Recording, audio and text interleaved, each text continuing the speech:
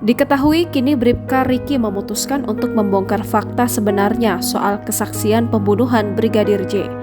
Hal itu tak terlepas dari peran istri dan keluarga yang memintanya untuk tak lagi mengikuti skenario Ferdy Sambo. Terungkap cara sang istri meyakinkan suaminya hingga Bribka Riki balik arah melawan atasannya. Diketahui pengakuan sebenarnya Bribka Riki terkait apa yang sebenarnya terjadi di Magelang hingga akhirnya Brigadir J telah dituangkan dalam berita acara pemeriksaan. Ia bahkan telah mengubah keterangannya. Bribka RR siap membeberkan kejadian yang sebenarnya terkait kasus pembunuhan Brigadir J dan balik arah dari skenario mantan Kadif Propam Polri Irjen Ferdy Sambo.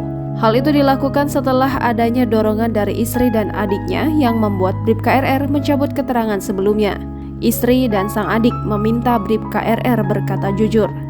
Kuasa hukum Bribka RR, Erman Umar pun membeberkan kata-kata istri Bribka Riki dan adiknya yang membuatnya luluh. Istri Bribka RR kala itu mengatakan apabila ia tak berkata jujur, maka ayahnya yang juga berprofesi sebagai polisi juga akan terkena imbasnya. Ia juga menyinggung soal anaknya. Disebutnya bahwa bagaimanapun keadaannya, sang putra akan melihat apakah ayahnya pembunuh atau bukan. Setelah mendengar hal itu, Bribka RR langsung menangis kemudian berani jujur. Erman Umar mengungkapkan Bribka RR sempat merasa takut pada Ferdy Sambo hingga memutuskan mengikuti skenario yang dibuat. Rasa takut itu muncul lantaran status Ferdy Sambo yang merupakan atasan Bribka RR. Jangan lupa subscribe, share, komen, dan like ya!